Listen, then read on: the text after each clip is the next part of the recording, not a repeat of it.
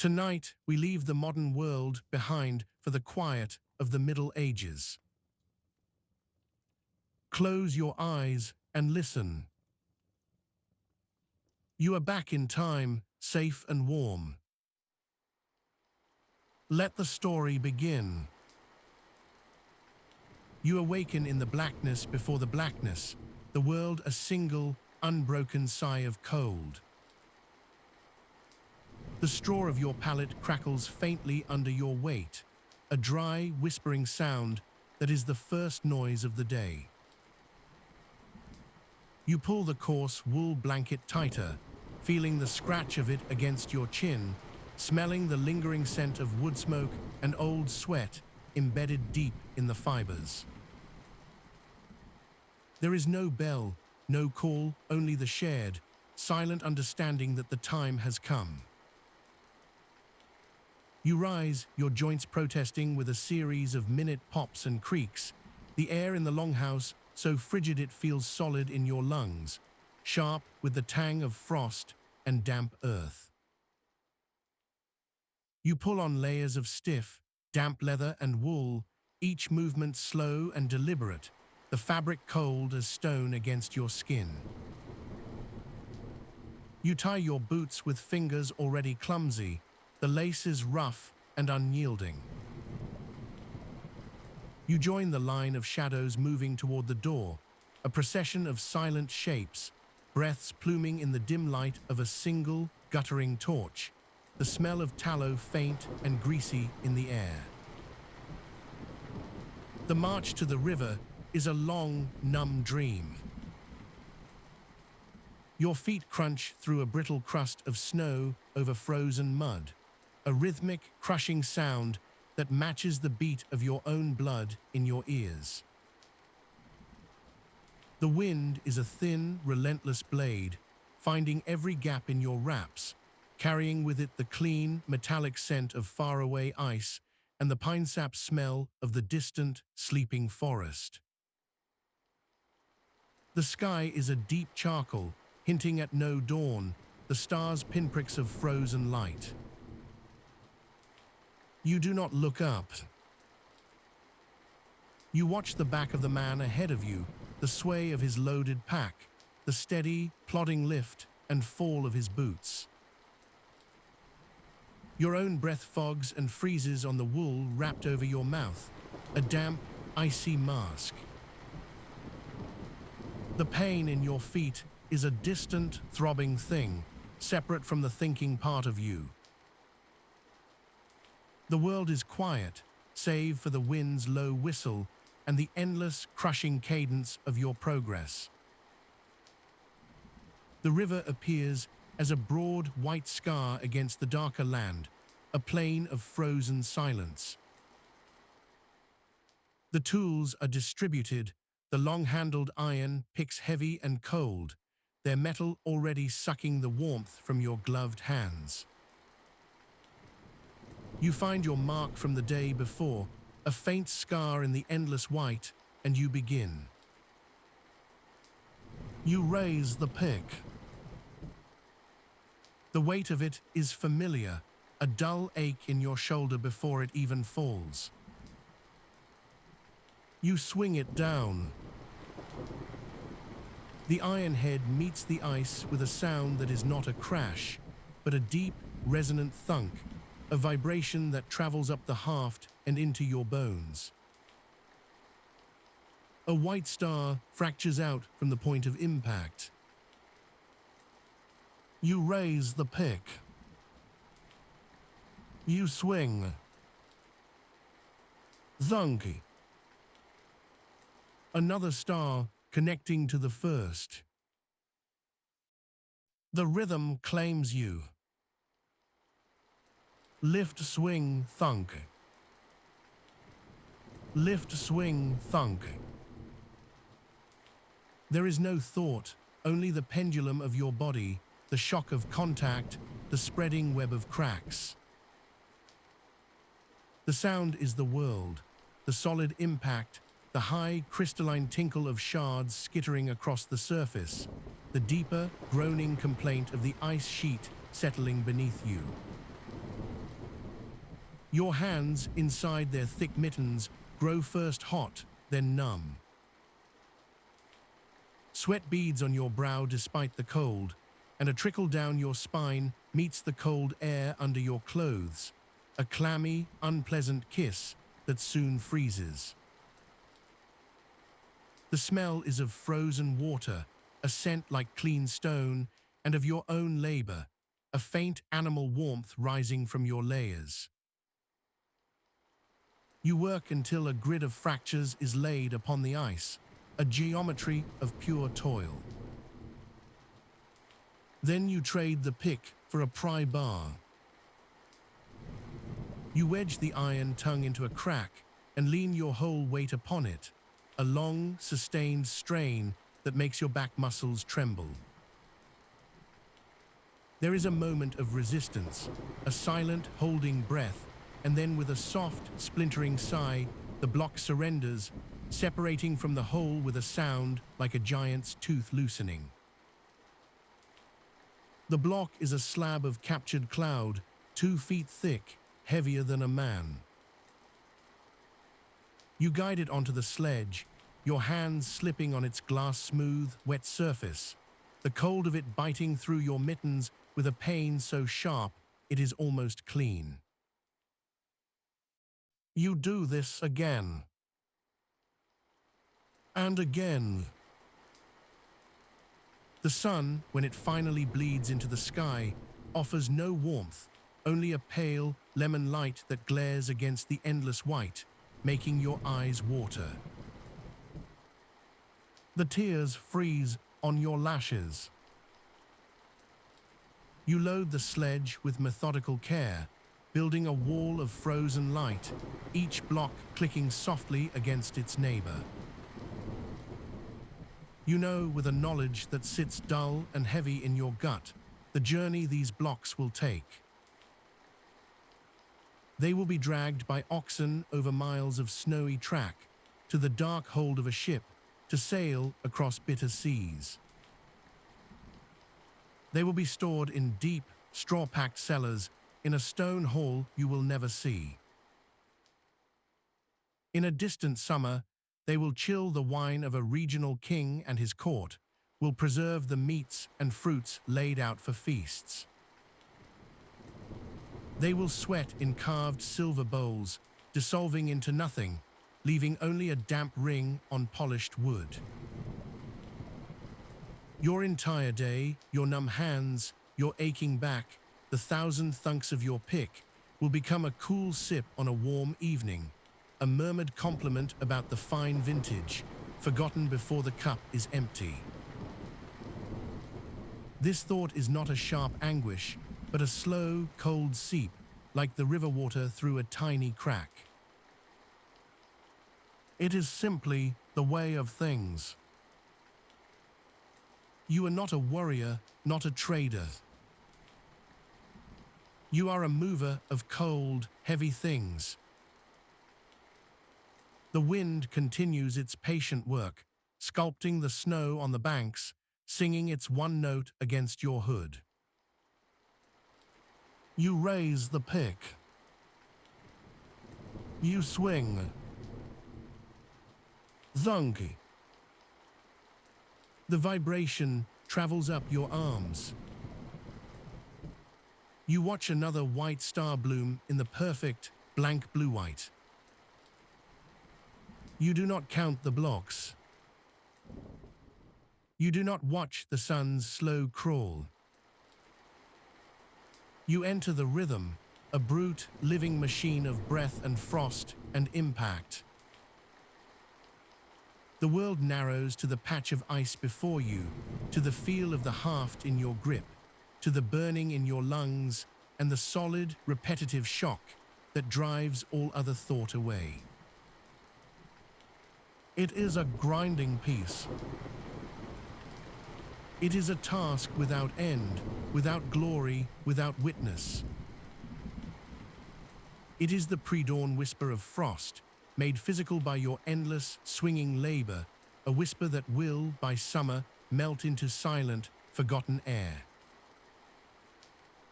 The pre-dawn dark still clings to the frozen landscape, a thick, unyielding blanket that presses down on the small, huddled forms stirring within their crude, drafty shelters.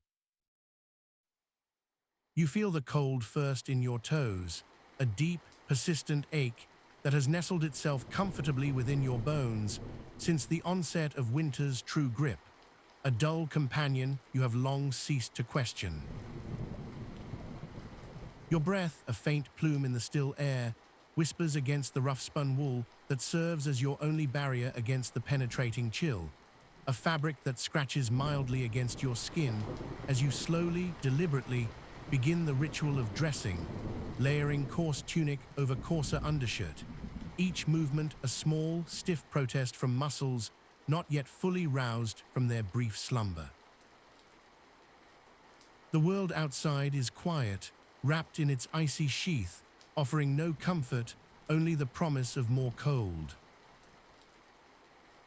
You pull on the heavy, worn hide boots, their leather stiff and unyielding, the laces thick and difficult to manipulate with fingers already growing numb, a familiar sensation that heralds the day's arrival. The air within the dwelling carries the faint, lingering scent of last night's meager fire, a smoky, earthy aroma that mixes with the sharper tang of wood ash and damp earth, a scent that is both comforting in its familiarity and stark in its reminder of the cold that constantly threatens to overwhelm. Outside, the wind, a silent, unseen presence, begins its low, mournful sigh, brushing against the rough timber walls, a steady, rhythmic whisper that promises to bite at any exposed skin. You feel the subtle vibration of the wind through the very ground beneath your feet, a deep, resonant hum that seems to travel from the vast, frozen river itself. Stepping out into the indigo gloom, the air immediately assaults your face, a sharp, cutting blade that stings your nostrils and burns in your throat with each shallow intake of breath. The ground beneath your boots is a mosaic of frozen ruts and shimmering frost, each step producing a faint, satisfying crunch, a sound that is both crisp and muffled, absorbed by the endless stillness. Silently, you join the other figures, dozens of them, indistinct shapes in the fading darkness, their breath rising like ghostly exhalations into the frigid air, a shared, silent acknowledgement of the task that awaits. The only sounds are the soft, irregular scritch of boots on hardened snow and the low, distant groan of the river ice, a deep, resonant sound that promises immense, unyielding density. The march to the river is a slow, methodical progression, a dark procession against the pale, bruised canvas of the pre-dawn sky. Your shoulders hunch against the relentless pressure of the wind, a constant, dull force that seems to push against your very being, trying to turn you back towards the imagined warmth of your dwelling.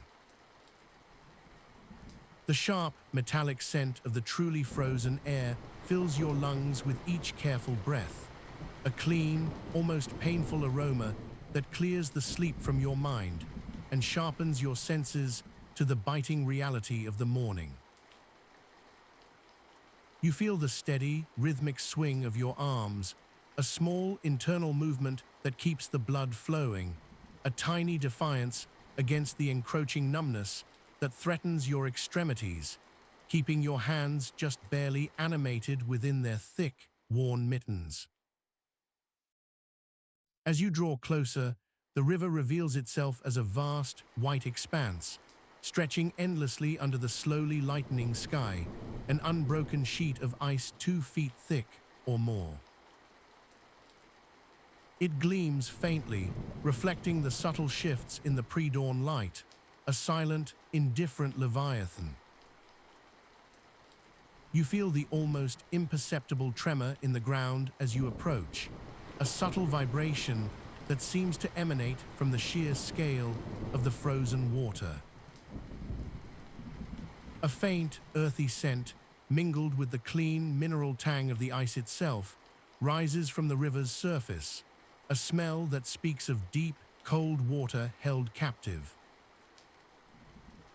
The low, guttural murmur of the river, a continuous, deep hum that resonates beneath the ice, is now a constant companion, a reminder of the immense power you are about to confront.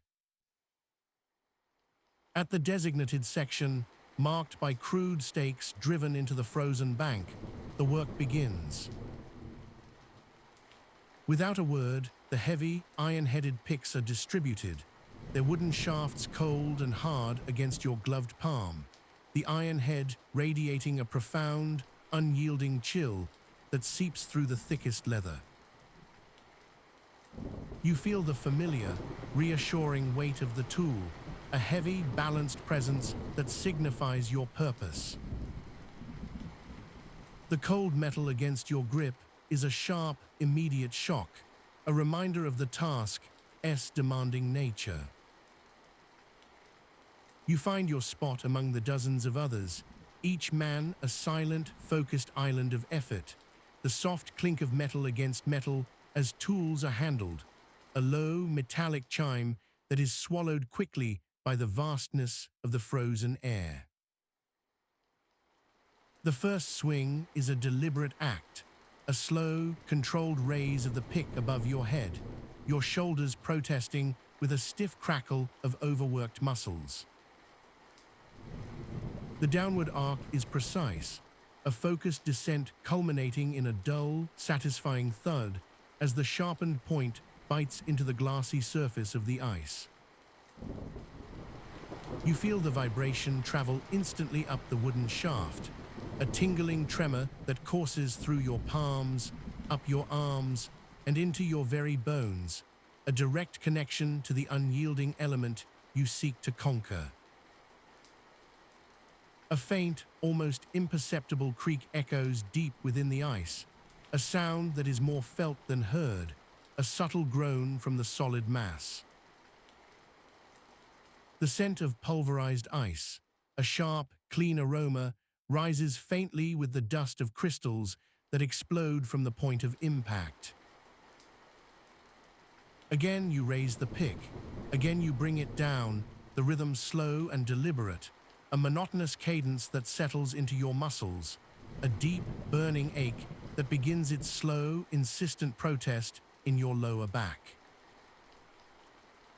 Each strike sends a fine, glittering spray of powdered ice into the frigid air, tiny shards that catch the pale, nascent light of the rising sun before dissipating like ephemeral ghosts.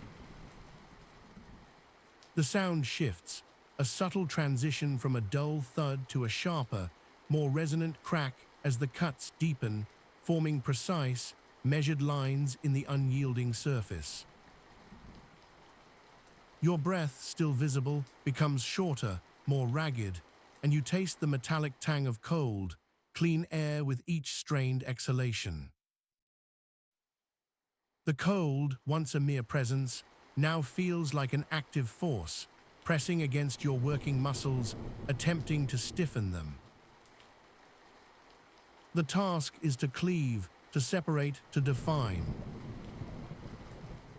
You work with a quiet intensity, striking along the chalked lines, creating a square, then a rectangle, the precise geometry a stark contrast to the wild, natural expanse.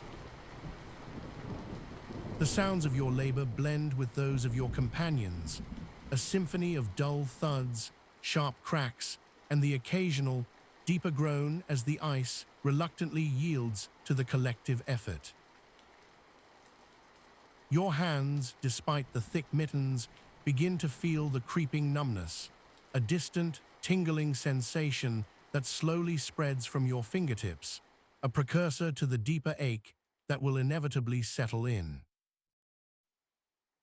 The subtle, mineral scent of raw, freshly exposed ice rises, a cold, clean aroma that permeates the air around you, mixing with the scent of your own exertion.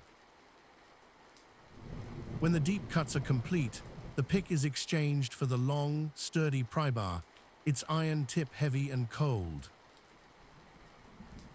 You insert the bar into the deepest seam, feeling for the resistant edge of the block, the hidden weakness within the immense strength.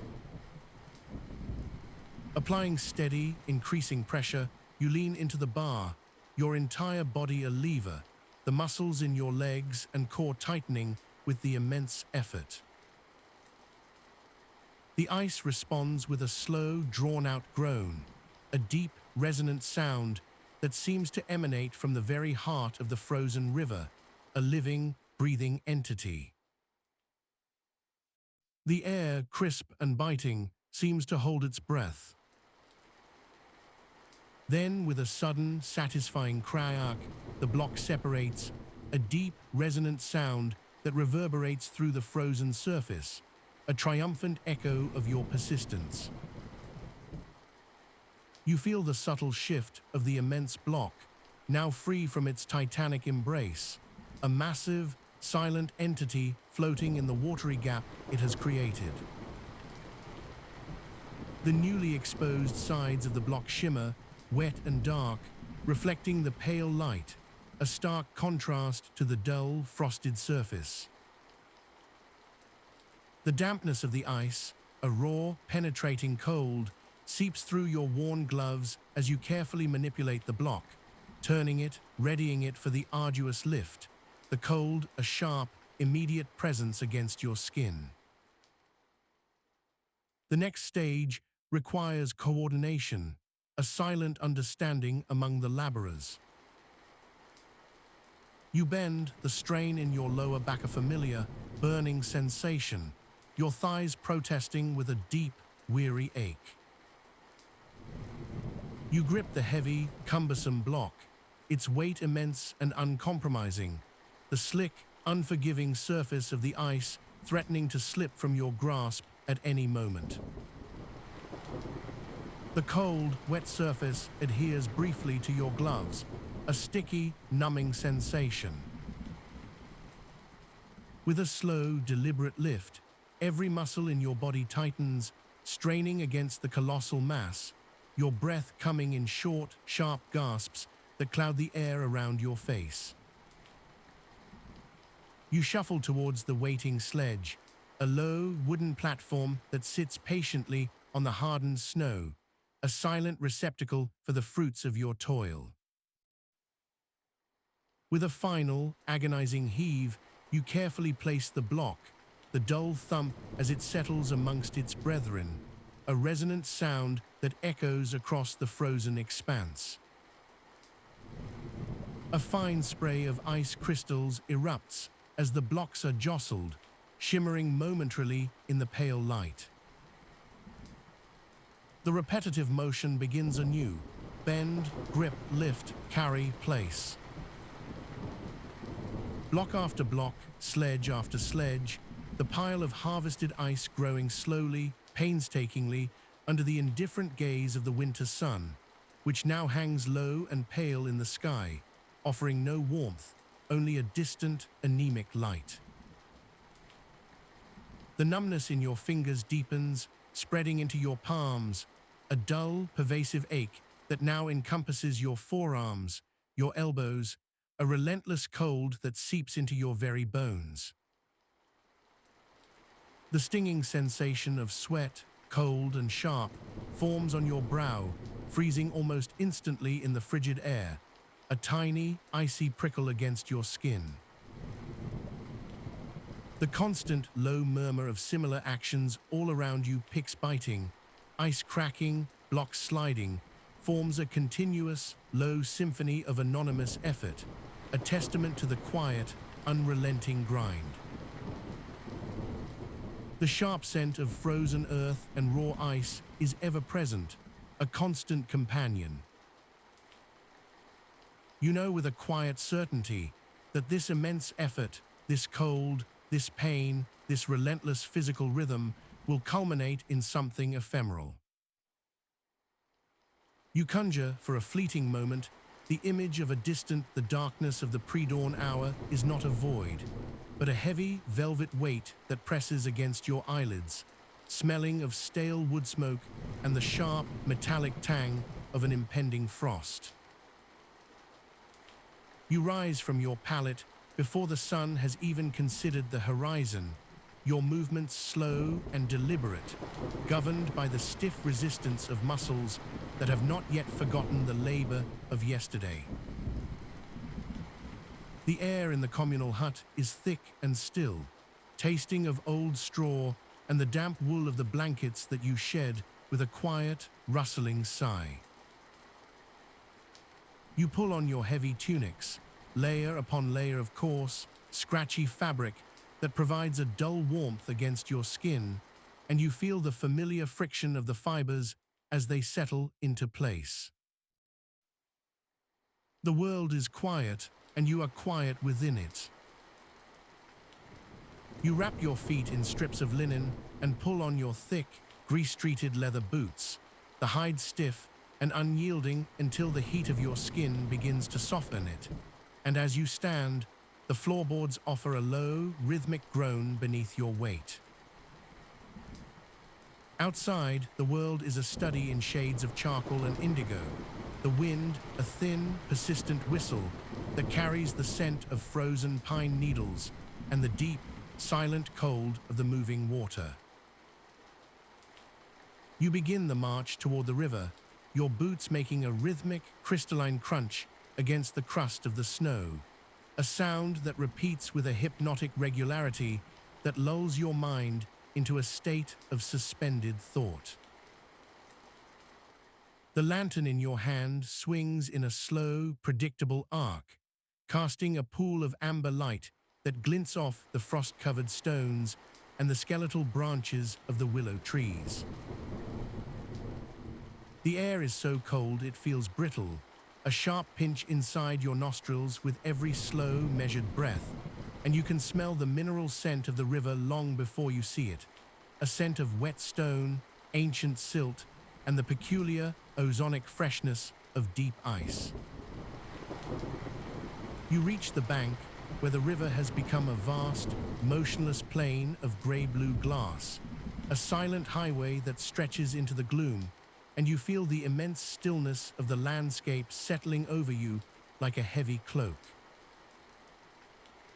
There is no urgency here, only the steady, grinding reality of the task at hand, and as you step onto the ice, the sound of your footsteps changes to a dull, hollow thud that echoes softly in the vast, empty space. You take up your long iron pick, the handle cold and smooth against your gloved palms, and you begin the process of marking the first line. The vibration of the iron hitting the ice travels up your arms, a low, buzzing hum that resonates in your elbows and shoulders, grounding you in the physical presence of the frozen water. Tink, tink, tink.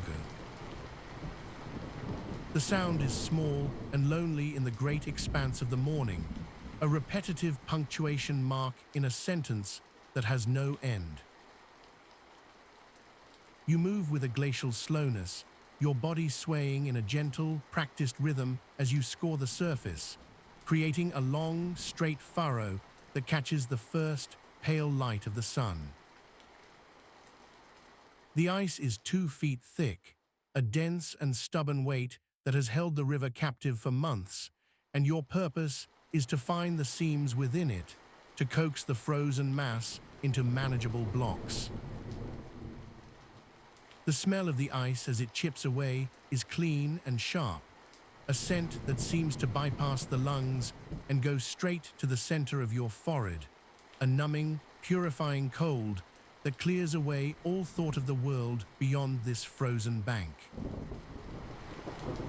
As the sun climbs, a pale, heatless disk behind a veil of gray clouds, you transition from marking to the heavy swing of the pick. Down and up, the rhythm becomes the entirety of your existence. The heavy iron head bites into the blue-gray surface, sending tiny, diamond-like shards flying through the air to land with a soft, shushing sound against the snow. You watch the way the light refracts through the splinters, a brief flash of white before they settle into the shadows. Your breath comes in steady white plumes that drift away on the wind, smelling of the thin gruel you ate in the dark and the cold, damp wool of your muffler. The sweat begins to form at your hairline, a slow, creeping warmth that contrasts with the biting wind, and you feel it freeze into tiny, salty beads on your brow, a strange and private geography of labor. You do not think of the king's hall or the wine that will be chilled by this ice in the sweltering heat of August. You think only of the next strike, the way the wood of the handle feels as it slides through your grip, and the dull, satisfying thud of the iron finding its mark. The world is quiet, and the ice is deep. When the line is deep enough, you take the heavy iron pry bar, wedging it into the fissure with a slow, grinding pressure. You lean your weight against it, your boots seeking purchase on the slick surface, and you listen for the sound, the deep, subterranean groan of the ice as it finally relents. It is a sound like a distant mountain shifting, a low-frequency crack that you feel in your teeth more than you hear in your ears. And then, with a sudden wet splash, the block breaks free, bobbing slightly in the dark, frigid water that wells up into the gap. The smell of the open water is heavy and earthy, the scent of the river's hidden life, a dark and secret thing that usually remains hidden beneath the crust. You use the long-handled tongs to grip the edges of the block, the metal teeth biting into the frozen surface with a sharp, grating screech. The weight of the ice is immense, a solid, unyielding presence that demands every ounce of your slow, steady strength to pull it from the water and onto the awaiting sledge. The loading of the sledge is a process of careful, repetitive geometry. You slide the block across the surface, the sound a long, low moan of friction that seems to vibrate through the very soles of your feet. The block is beautiful in its own indifferent way, a perfect cube of trapped air bubbles and frozen currents, a captured moment of the river's history that will soon be buried in the dark, straw-lined pits of the ice house. You feel the cold radiating from the block, a physical force that numbs the skin of your forearms even through your sleeves, a deep and penetrating chill that seems to slow the very beating of your heart. You move to the next mark and the next, the sledge filling slowly, the wood of the runners creaking under the increasing burden. The work is invisible, a labor of shadows and frost that will leave no mark upon the world once the seasons turn, and there is a profound, soul-deep peace in that knowledge. You are a part of the river's cycle, a small, rhythmic pulse in the great, frozen heart of the north. As the afternoon light begins to fail, turning the world back into a tapestry of slate and silver, you find yourself lost in the deep hum of the repetition. The swing of the pick, the groan of the prybar, the shush of the sliding ice, these sounds form a lullaby that drowns out the passage of time. Your hands are heavy, your back is a dull ache of steady exertion, but your mind is as clear and still as the ice beneath your feet. The wind dies down, leaving a silence so profound that you can hear the soft, crystalline fall of frost from the trees on the bank. You look at the line of sledges, loaded with the harvest of the cold, and you feel the weight of a day well spent in the service of the silence. The ice is heavy, the The day is long, and the world remains quiet. You turn back to the river for one last strike, the iron meeting the ice in a final, perfect note that echoes across the water, a signal that the day's labor is complete, and the long, slow march back to the warmth of the fire can finally begin. Safe and warm, the ice remains, the river remains, and you remain within the hum. You feel the rough, matted wool of your tunic shift against your skin as you push yourself upright, the pre-dawn chill already a familiar companion pressing against the thin fabric of your worn breeches.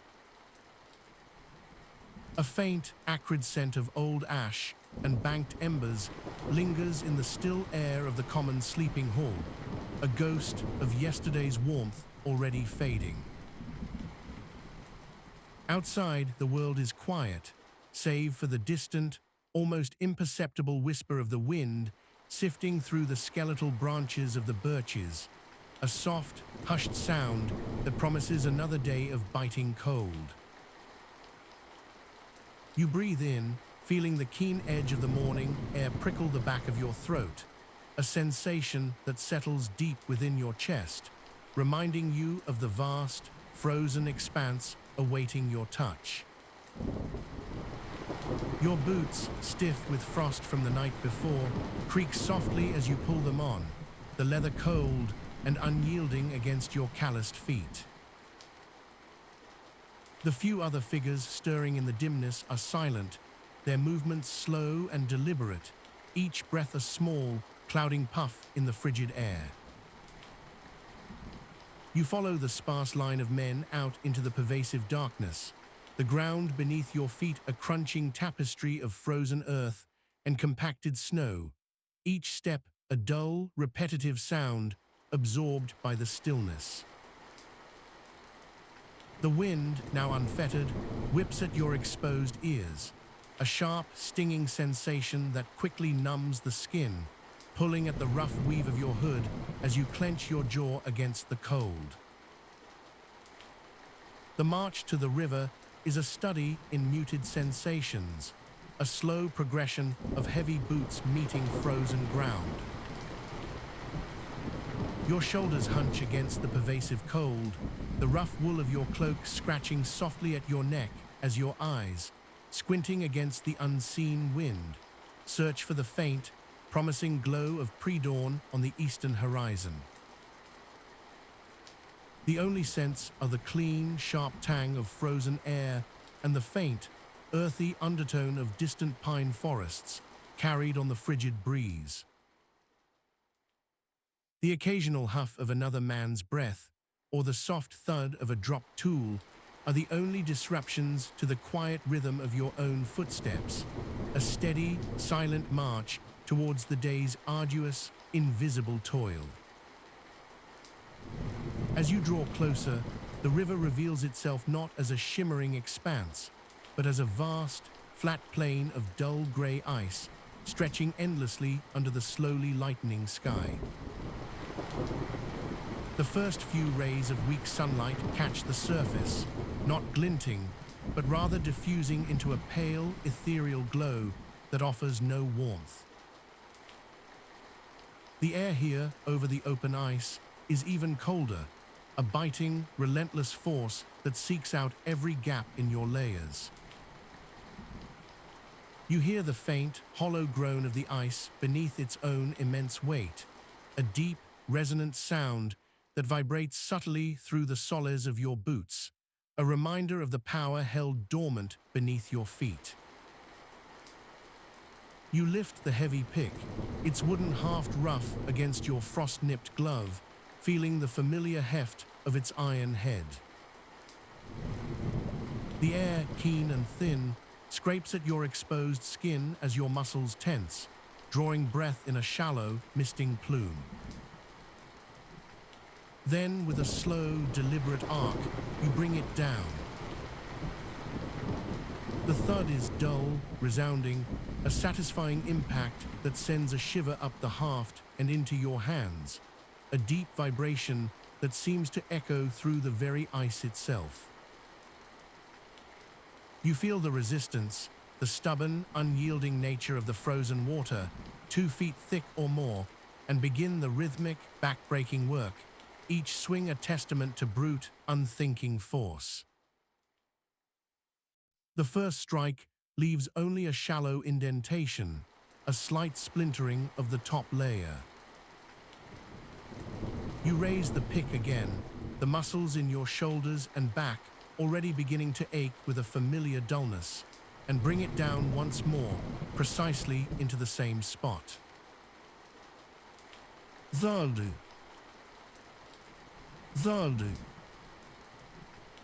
The sound is monotonous, a steady percussion that joins the chorus of other picks around you, a symphony of toil. Each impact sends a faint, metallic tang into the air, an almost imperceptible scent of iron meeting ice, mingling with the sharp, clean smell of freshly fractured frozen water.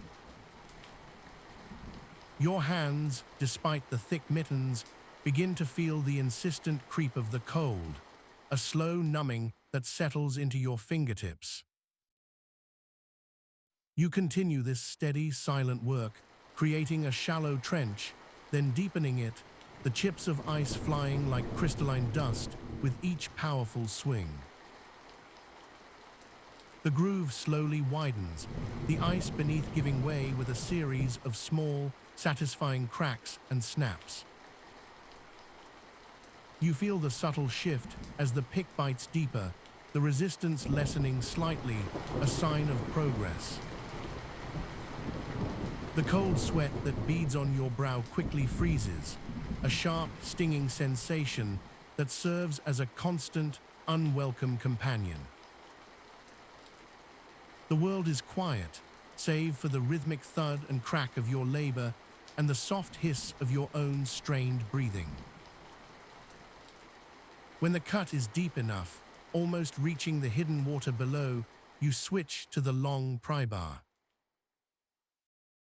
You wedge its sharpened end into the fissure you've created, feeling the cold, smooth metal against your gloved palm. With a slow, deliberate heave, you lean your full weight into the bar, grunting softly as your muscles strain. The ice groans, a deep, resonant sound that travels up the metal shaft and into your bones. Then, with a sudden, satisfying crack, the block shifts. You hear the faint, gentle sloshing of water underneath, a sound of release as the massive block, several feet square and immensely heavy, begins to float free. The task of maneuvering the liberated block is a dance of careful leverage and brute strength. You push and pull, your feet scrabbling for purchase on the slippery ice, your breath coming in ragged gasps. The block, slick with river water, radiates an intense cold that penetrates your thick gloves, numbing your fingers to clumsy, aching stubs. You guide it towards the waiting sledge, a simple wooden platform with runners, its rough planks already dusted with frost. The smell of raw, wet ice is strong now, clean and sharp, filling your nostrils with a scent that is both invigorating and deeply chilling. With a final, desperate shove, you slide the block onto the sledge. The heavy thump as it settles is a small victory, a temporary respite. The weight is immense, pressing the sledge runners deep into the compacted snow. You pause for a moment, hands aching, back protesting, to observe the other men, their figures silhouetted against the pale morning light, each engaged in the same slow, repetitive process. The sight of their hunched shoulders and steady, silent movements offers a strange, shared comfort, a silent understanding of the toil that binds you all. The cycle begins anew. Another section of ice, another series of powerful swings, another deep cut into the frozen expanse. The sharp, clean smell of the ice, the rhythmic thud of the pick, the silent protest of your muscles, these are the constants of your day. Each block, identical to the last, is pried-free, its glassy surface reflecting the pale, indifferent sky before being loaded onto the sledge. The cold is a relentless presence, seeping into your bones, a steady ache that permeates your entire being, making every movement a deliberate act of will. As the sun, a weak, distant orb, climbs higher, it offers little warmth, only a diffuse light that makes the vastness of the ice seem even more desolate. Your hands are numb, stiff, the skin beneath your gloves raw from the constant friction and cold. The ache in your lower back has settled into a persistent throb, a dull, nagging reminder of the relentless physical strain. You taste the metallic tang of your own frozen breath on your tongue, a dry, bitter sensation that accompanies the deep, slow rhythm of your work. The world is quiet, wrapped in a blanket of cold and endless toil. And as you work, a quiet, internal thought settles over you, as cold and clear as the ice itself. This heavy block, this immense weight that chills your hands and strains your back, is destined for a distant hall, a place of warmth and comfort, a king's feasting chamber or a noble's summer house. It will cool wine, preserve food, and melt away into forgotten puddles, its brief, luxurious existence a fleeting whisper of coolness. Your toil, your pain, your day's labor will dissipate like mist, leaving no trace, no recognition. You are but a nameless cog in a vast, silent machine of luxury, your existence defined by the strength of your back and the anonymity of your purpose. The sledge grows heavier with each passing hour, its runners biting deeper into the snow, the effort of loading each subsequent block increasing exponentially. The creak of the wooden planks under the accumulating weight is a low, complaining sound, a testament to the sheer volume of frozen water you have harvested. The biting wind picks up again as the day begins its slow descent towards evening, carrying with it the promise of an even deeper chill. The cold remains, a constant, unwavering presence, an internal landscape mirroring the frozen world around you, as you continue this steady, silent work, one block after another, under the vast, indifferent sky. You wake before the world remembers light exists.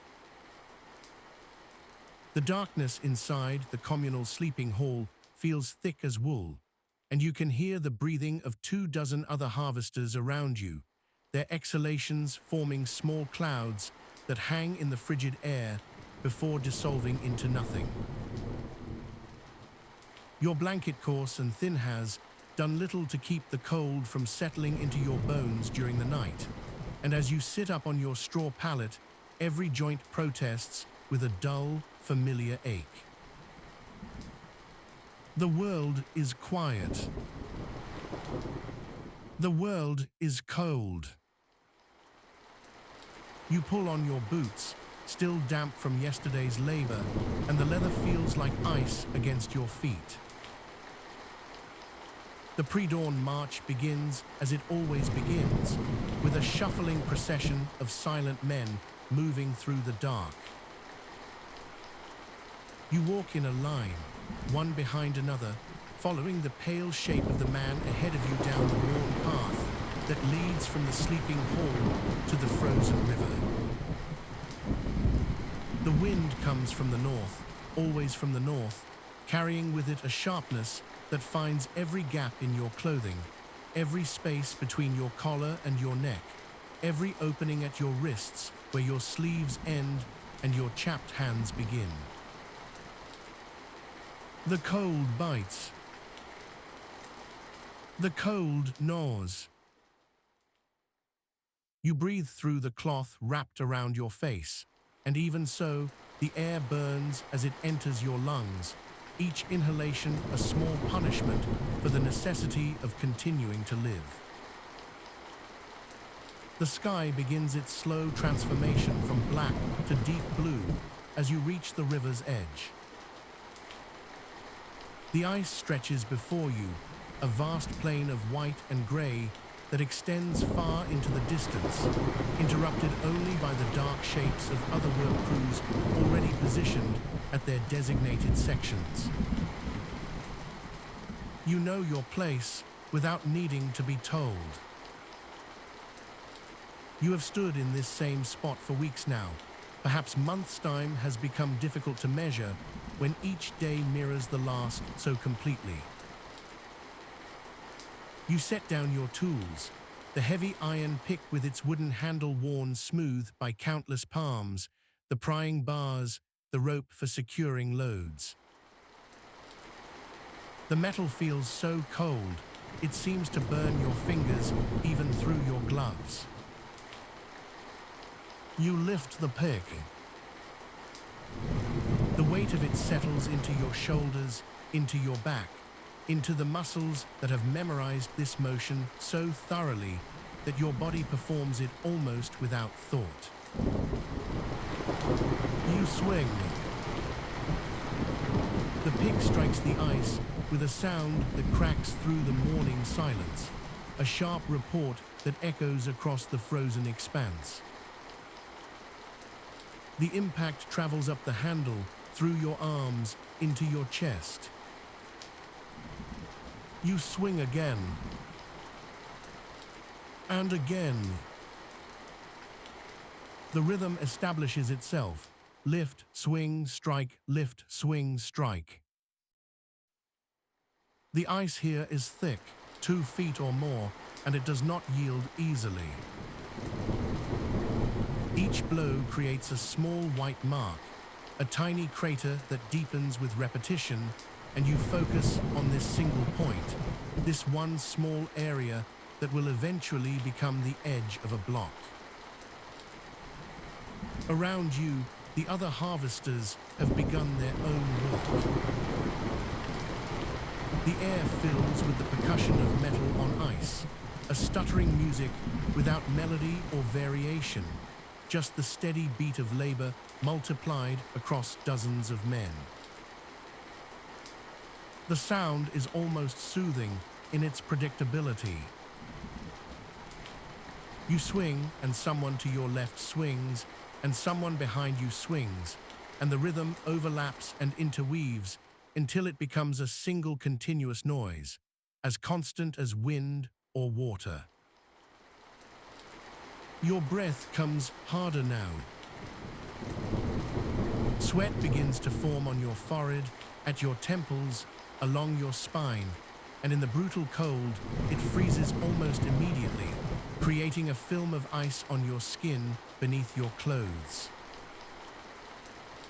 The sensation is uncomfortable but familiar, and you have long since stopped trying to prevent it. The crack appears slowly, reluctantly. After what might be an hour of striking, though you have no way to know for certain, a thin line begins to show in the ice, extending from the point of your labor outward in a jagged path. This is the moment that requires attention, the moment when the pick must be set aside and the prying bar taken up. You wedge the bar's edge into the crack and lean your weight against it, applying steady pressure, feeling for the point where the ice will consent to separate. The cold has made everything brittle. The cold has made everything possible. With a sound like distant thunder, the crack extends, racing across the surface, and suddenly you have defined the boundary of a block. The work of extraction begins. You move around the block, widening the crack, creating space for your gloved hands to grip. The ice is slippery and impossibly heavy, dense with the weight of frozen water that fell as snow perhaps last winter, perhaps the winter before. You pull. The block resists. You pull again, bracing your feet, using your legs, your back, every part of yourself that can contribute force to this simple task of moving one piece of ice from the river to the sledge that waits nearby. The block slides. Slowly. Grudgingly. It moves across the rough surface with a grinding sound that you feel in your teeth. Loading the sledge requires care. The blocks must be arranged properly or they will shift during transport, and a shifted load means wasted effort, means returning to restack, means more time in the cold. You lift each block with another harvester, working in silent coordination born of repetition. The weight strains your shoulders.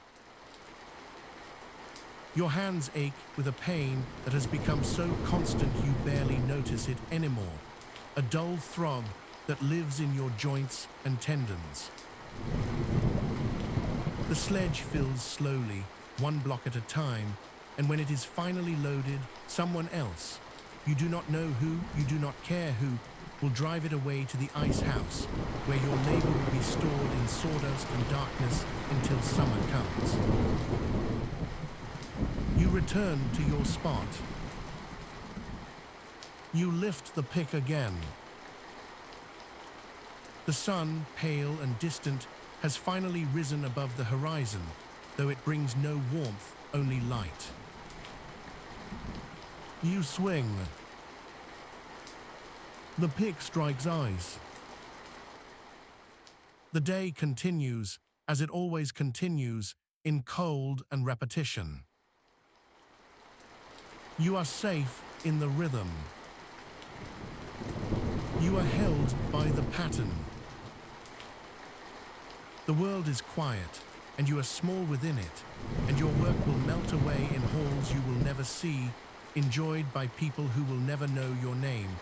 And this thought is somehow peaceful in its finality, its absolute certainty. You swing again. The ice cracks. Your breath forms clouds. Everything is as it should be, and nothing changes.